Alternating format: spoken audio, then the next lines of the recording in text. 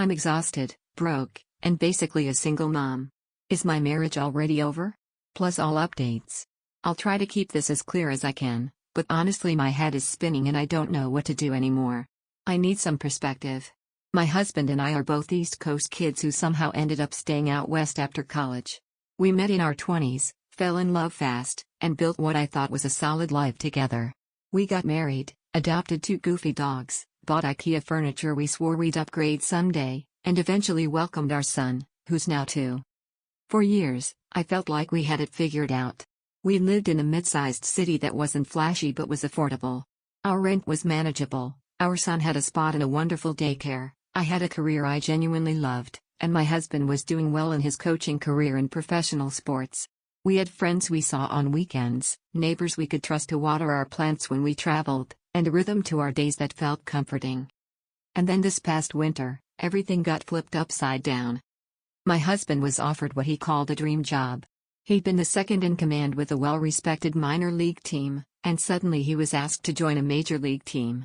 Not as the head guy, not even second, but third in command. Still, in his world, that's a massive step.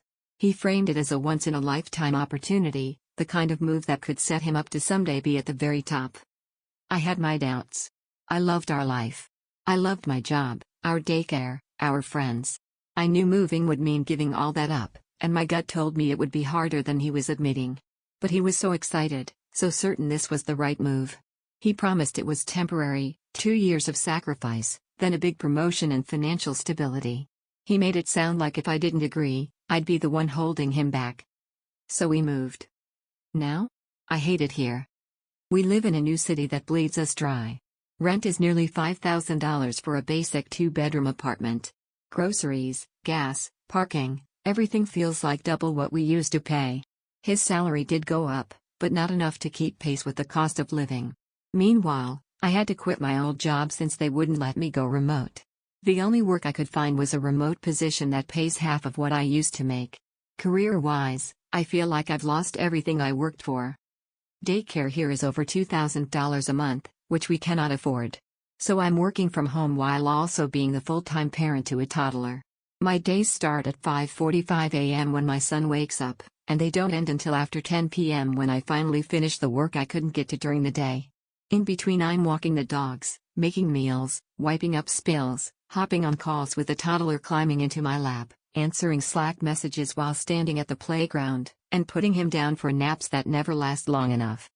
Meanwhile, my husband leaves at 4 a.m. and gets home around 5 p.m. if I'm lucky. He works 14 to 21 days in a row with barely a break. I know he is exhausted. I know his job is intense. But the truth is, so is mine. And at least at the end of his workday, he gets to come home and collapse. I don't.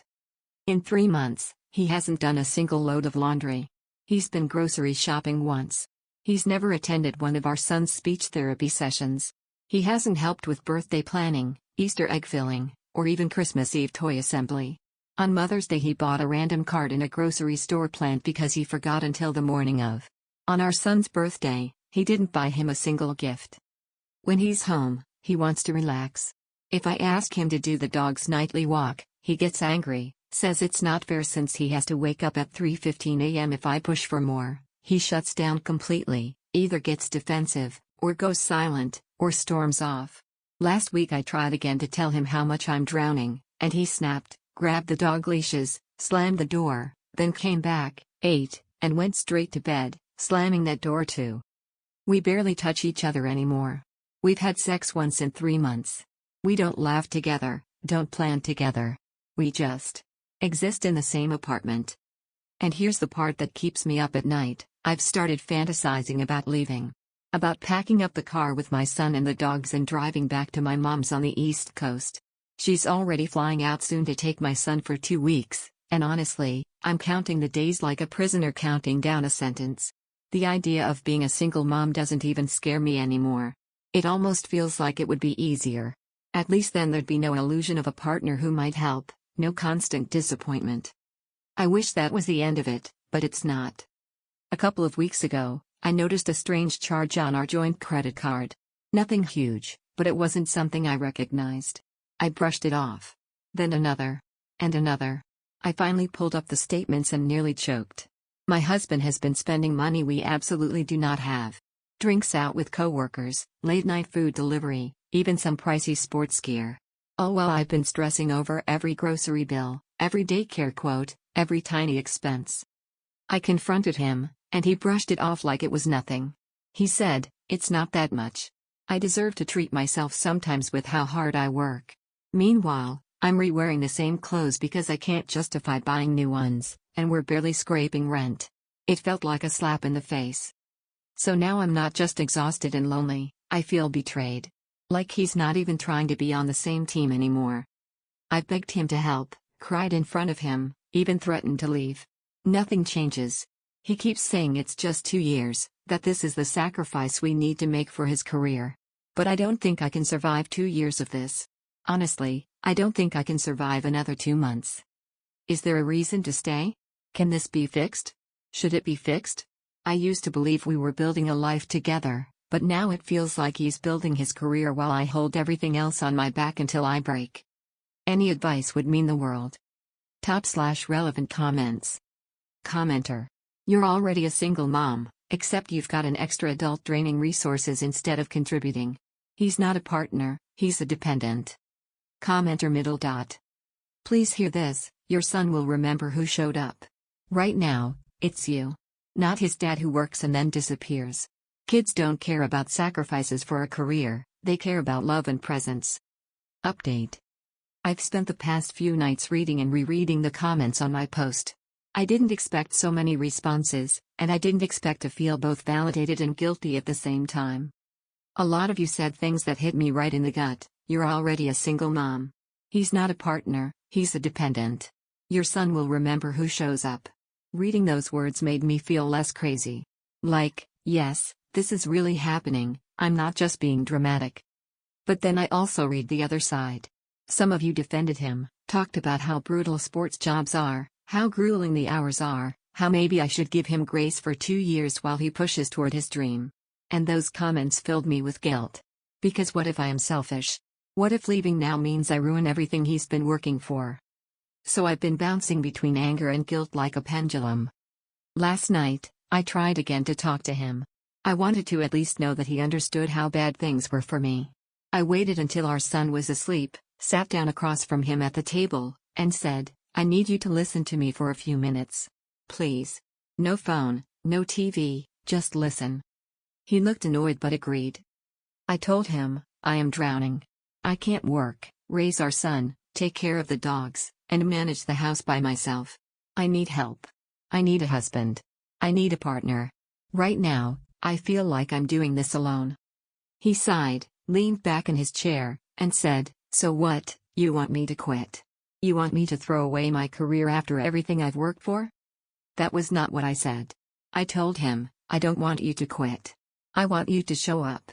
Even if it's small things, take the dogs sometimes, do a load of laundry, go to one therapy session with our son.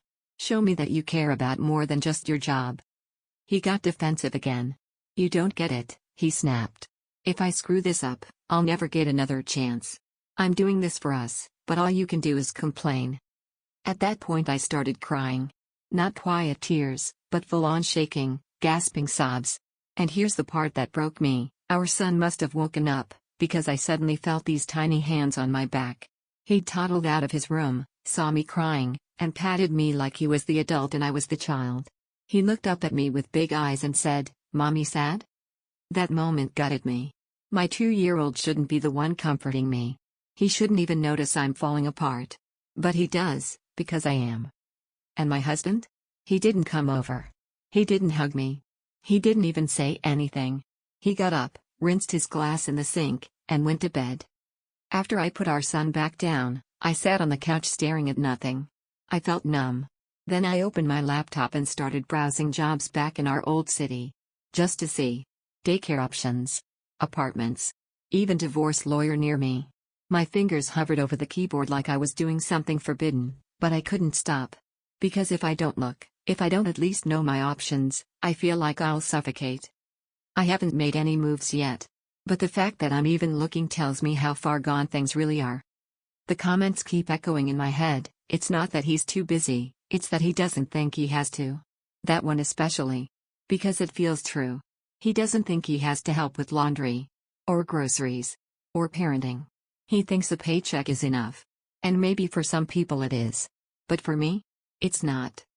I'm not sure where this leaves us. I haven't said the word divorce out loud to him yet, but it's been on a loop in my brain. I keep picturing packing up the car with my son and the dogs, driving until we reach my mom's house, and finally exhaling for the first time in months. That fantasy used to scare me. Now it feels like relief. I'm still scared of actually doing it. Scared of upending my son's life again, scared of failing on my own, scared of blowing up our marriage after 8 years. But I'm also scared of staying. Scared of what happens if I keep living like this for 2 more years. Scared my son will grow up thinking it's normal for dads to disappear and moms to cry at the kitchen table. So that's where I'm at. Torn between guilt and anger, fear and relief. I don't know what I'll do next, but I know something has to change. Because I can't keep living like this. Update 2. I honestly don't even know how to write this without crying again. Things escalated in a way I wasn't prepared for, and if I was on the fence before, now I don't even know what I am. Numb, maybe. Angry. Heartbroken. All of it. A few nights after my last update, I tried one more time to sit my husband down and have a calm, rational conversation.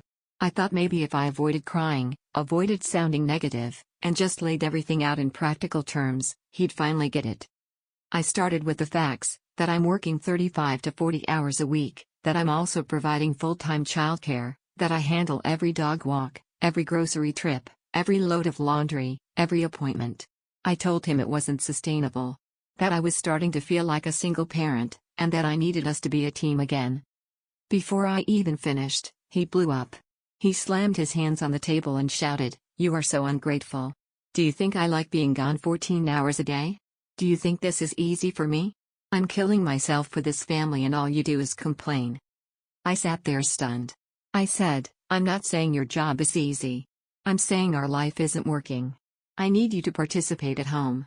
You haven't done a single load of laundry in months. You haven't been to a single therapy session for our son. You didn't even buy him a birthday present. I'm not asking you to quit, I'm asking you to help." He stood up, furious, and snapped back, "Maybe you should stop being so negative all the time. You make this house miserable." That broke me. I started crying, not just from sadness, but from sheer frustration. Instead of comforting me, he grabbed his jacket, stormed out, and slammed the door so hard the dogs barked and our son woke up crying.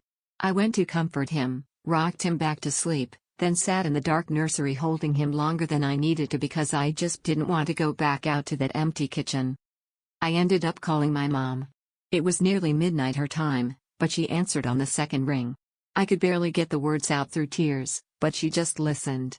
Finally she said, "Honey, you've already been doing this alone for months. You don't need him to survive. You think you can't, but you already are. And you deserve more than a man who makes you feel invisible."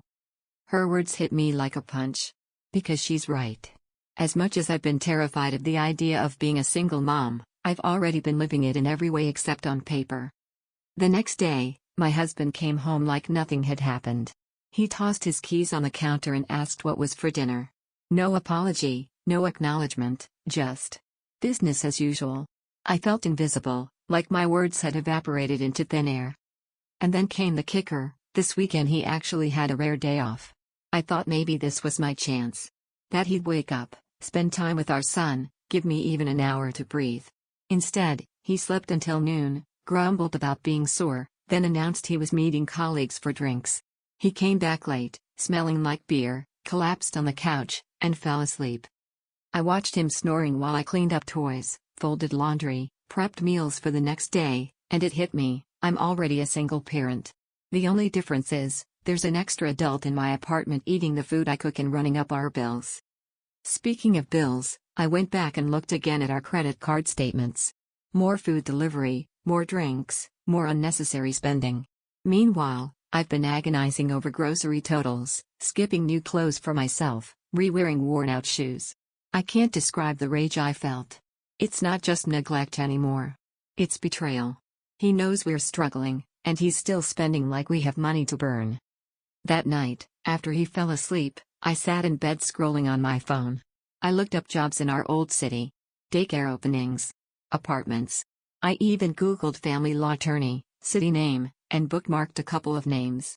I don't know if I'll use them, but the fact that I typed it into the search bar it all says everything. I haven't said the word divorce to him yet. But it's living in my head now. I picture packing up the car with my son and the dogs and driving to my mom's, and instead of panic, all I feel is relief. I don't know if that makes me a coward or just done. But I do know this, something in me has shifted. I'm not just sad anymore. I'm angry. And once the anger settles in, I don't think there's a way back. Update 3, I packed a bag. I think this might really be the end. After my last update, I told myself I'd give it one more chance. One more week of trying to make it work, one more week of hoping he'd wake up and notice how far gone I am. I tried to stay calm, to not pick fights, to just survive the days. But tonight something broke in me, and I don't think I can glue it back together. It started with something stupid, like most of our fights do. Our son had one of those days, meltdowns, skipped his nap, refused dinner. By the time my husband walked in, I was holding everything together by a thread. He dropped his bag, glanced around, and said, "Why is the place such a mess?" That was it. I lost it. I said, "Because I've been working all day while also parenting and doing literally everything by myself." What did you expect? Instead of apologizing or offering to help, he rolled his eyes and muttered, "You're always so negative." Something in me snapped. I told him, "I can't do this anymore. I feel like a single mom whose partner just happens to live here. I need a husband. I need a father for our son. If you can't be that, then what's the point?" He looked stunned for a second, then scoffed. "So you're just gonna run home to your mom? Take my kid away because I work too much? That's pathetic." The contempt in his voice burned through me. And instead of making me doubt myself, it weirdly clarified everything. Because yes, that's exactly what I've been thinking about, leaving. And hearing him say it out loud, dripping with disdain, just made me realize how little respect he has for me. I walked into our bedroom, pulled out a suitcase, and started packing. Not everything, just enough for a couple of weeks, clothes for me and our son, diapers, his favorite stuffed animal, toiletries, dog leashes. My hands were shaking but I kept going. He followed me in, furious. "What the hell are you doing?" "I'm going to my mom's," I said, voice steady even though my heart was pounding. "I need help. I need space. I can't keep doing this alone while you act like it's fine." He grabbed the suitcase and slammed it shut. "Don't you dare take him away from me." I looked him right in the eye and said, "You already took yourself away months ago. You don't show up for him. You don't show up for me. You're just a shadow that passes through this apartment." For a second, I thought he might actually cry. His face softened, and he said, almost quietly, "I'm doing this for us. For our future." But then just as fast, the wall went back up. "You're overdramatic," he snapped. "You'll regret this." I left the suitcase by the door. I didn't leave tonight, our son was asleep, and I didn't want to wake him. But tomorrow? Tomorrow I might. I don't know if it will be permanent, or if it's just 2 weeks at my mom's to breathe. But I know something has to change, because I can't survive like this anymore. I stood in the kitchen after he went to bed, staring at the packed suitcase, and for the first time in months I felt something I haven't felt, relief. Scared relief, but relief all the same. Like I'd finally admitted the truth to myself, that begging him to change isn't working, that waiting for him to notice me is pointless, that maybe the only way forward is without him. I don't know what happens next. Maybe he'll beg me to stay when he sees me walk out with the bag. Maybe he'll let me go and never fight for us. Maybe this is the end of our marriage. Or maybe it's just the jolt he needs to finally wake up. What I do know is that tomorrow I'm putting myself and my son first. For once, I'm not waiting around for him to care.